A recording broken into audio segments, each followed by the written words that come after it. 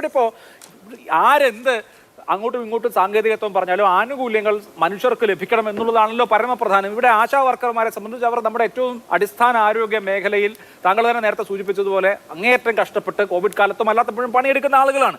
അപ്പോൾ അവരോട് അങ്ങോട്ടും ഇങ്ങോട്ടും ഈ സാങ്കേതികത്വം പറഞ്ഞ് ബോൾ അടിച്ച് കളിച്ചാൽ എങ്ങനെയാണ് ഈ കാര്യം പരിഹരിക്കുക?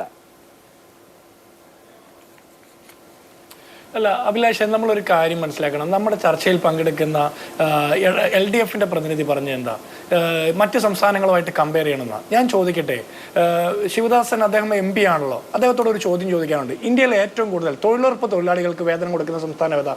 അത് കേരളമല്ലേ? അതിന്റെ കാരണം എന്താ? നമ്മുടെ ഇവിടുത്തെ ജീവിത സാഹചര്യങ്ങൾ, ജീവിത ചെലവെല്ലാം വർദ്ധിക്കുന്നത് കൊണ്ടാണ്. ഇവിടുത്തെ വിലക്കയറ്റ തോത് മറ്റ് പല കാര്യങ്ങളും പരിശോധിച്ചുകൊണ്ടാണ്. ഇവിടുത്തെ മറ്റ് വിഭാഗങ്ങളിൽ ജോലി ചെയ്യുന്ന ആളുകളുടെ കൂലിയുമായിട്ട് കമ്പയർ ചെയ്തുകൊണ്ടാണ്. അപ്പൊ അത്തരത്തിലുള്ള ഒരു ആനുകൂല്യ വർധന, വേതന വർധന കേരളത്തിലെ ആശാവർക്കർമാർക്കും അർഹതപ്പെട്ടതല്ലേ?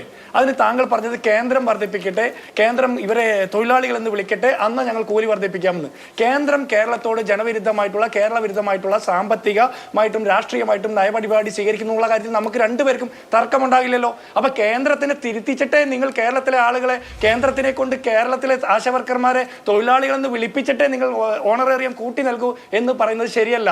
ഒന്നാമത്തെ കാര്യം. രണ്ടാമത്തത്, നിങ്ങളുടെ പ്രകടന പത്രികയിൽ പറഞ്ഞിട്ടുണ്ട് ശിവദാസൻ, നിങ്ങളുടെ പ്രകടന പത്രിക 2021 പ്രകടന പത്രികയുടെ 20-ാം പേജിൽ പറഞ്ഞിട്ടുണ്ട് ഈ പറഞ്ഞ സ്കീം വർക്കേഴ്സ് ഉൾപ്പെടെയുള്ള ആളുകൾ. അതിൽ എനിക്കൊരു സമയം തരാണ്, ഞാനത് വായിച്ച് കേൾപ്പിക്കാം. താങ്കൾക്ക് ചിലപ്പോൾ അത് മറന്നുപോയിട്ടുണ്ടാവും, താങ്കൾ മറന്നുപോയിട്ടുണ്ടാവും. നിങ്ങളുടെ പ്രകടന പത്രിക നാട്ടുകാർക്ക് കാണാനും കൂടി ഉള്ളതാണല്ലോ. നിങ്ങളിത് പറഞ്ഞിട്ടുള്ളൂ LDF വരും എല്ലാം ശരിയാകുമെന്ന് പറഞ്ഞിട്ടുള്ള വോട്ട് മേടിച്ചത്. സാമൂഹ്യ പെൻഷനുകൾ ഘട്ടം ഘട്ടമായി ഉയർത്തും. എത്ര? 2500 ഉയർത്തും.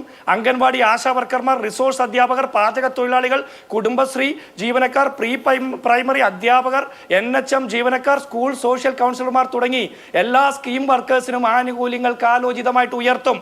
എന്നിട്ട് മിനിമം കൂലി 700 രൂപയാക്കും. ഇതിനകത്ത് ആശാ വർക്കർമാരുണ്ട്. ശിവദാസൻ MP ഇത് വായിച്ചപ്പോൾ ആ ഭാഗം മാത്രം കാണാതെ പോയതായിരിക്കും. അപ്പം നിങ്ങൾ 2021 എന്ത് ഡാറ്റയുടെ അടിസ്ഥാനത്തിൽ എവിടെ നിന്ന് പണം കണ്ടെത്തിക്കൊണ്ടാണ് 700 രൂപ മിനിമം കൂലിയായിട്ട് കൊടുക്കുമെന്ന് പറഞ്ഞത്?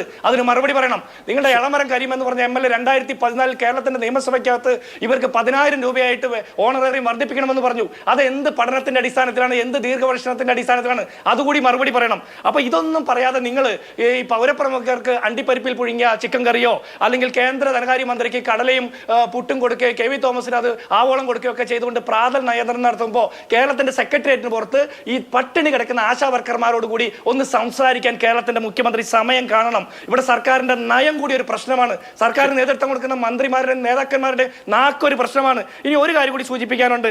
നിങ്ങൾ ഈ ഹരിയാനയും മറ്റേ മധ്യപ്രദേശ്, ഹരിയാന, മഹാരാഷ്ട്ര, ആന്ധ്ര, കർണാടക, തെലങ്കാന അങ്ങനെയുള്ള സംസ്ഥാനങ്ങളിലൊക്കെ CITU സമരം ചെയ്തു എന്ന് പറയുന്നു. കേന്ദ്രം ഇൻസെന്റീവ് വർദ്ധിപ്പിക്കാനാണെങ്കിൽ നിങ്ങൾ ഡൽഹി പോയി മാത്രം സമരം ചെയ്താൽ പോലെ ഇത്തരം സംസ്ഥാനങ്ങളുടെ സംസ്ഥാന ആസ്ഥാനത്ത് എന്തിനാ CITUം CPM ഒക്കെ സമരം ചെയ്തത്? അപ്പൊ നിങ്ങൾക്ക് ഓരോ സ്ഥലത്തിനനുസരിച്ച് നിങ്ങളുടെ നിലപാടുകൾ മാറുന്നുണ്ട്. ഇവിടെ നിങ്ങൾ പറയുന്നത് കേന്ദ്രം ആശാ വർക്കർമാരെ ചതിച്ചു എന്ന്. ശരിയാണ്, കേന്ദ്രം ഇൻസെന്റീവ് വർദ്ധിപ്പിക്കാതെ 10-18 കൊല്ലക്കാലമായിട്ട് ചതിക്കുന്നുണ്ട്. പക്ഷെ കേരളത്തിലെ സർക്കാർ വഞ്ചിക്കുകയാണ്.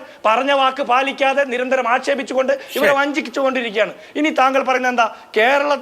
ഒരു കാര്യം കൂടി, കേരളത്തിൽ നിന്ന് പിരിച്ചെടുക്കുന്ന ടാക്സ് ഉത്തർപ്രദേശിൽ കൊണ്ടുപോയി കൊടുക്കുന്നെന്ന് CPMന്റെ പ്രതിനിധി ഒരു പഠനവും ഇല്ലാതെ പറയുകയാണ്. ഞാൻ ചോദിക്കട്ടെ, കേരളത്തിൽ ഏറ്റവും കൂടുതൽ റവന്യൂ കിട്ടുന്നത് എറണാകുളം ജില്ലയിൽ നിന്നാണ്. നിങ്ങളുടെ ഒരു പണിയും ചെയ്യാതെ മുഖ്യമന്ത്രിയുടെ കണ്ണൂർ ധർമ്മടത്ത് പോലും ആ പണം ചെലവഴിക്കുന്നില്ലേ?